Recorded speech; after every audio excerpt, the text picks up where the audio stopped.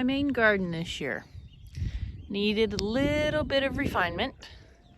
I have put these hog panels up with the T-posts as trellises, and they're not cheap, so thank God for my tax refund.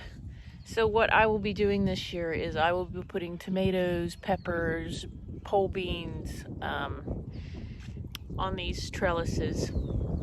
And what I have done throughout the winter is I have gone ahead and put a very thick pile of barn cleanings and manure out here.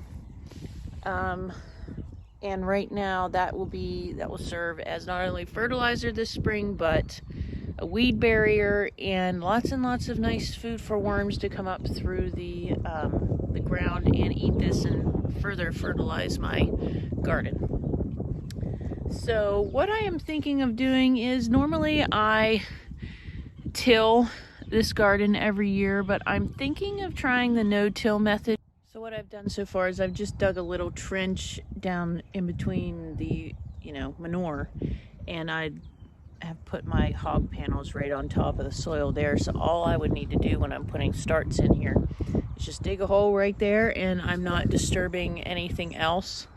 That way this can continue to decompose all year long, and the worms aren't going to be disturbed if I were to till it.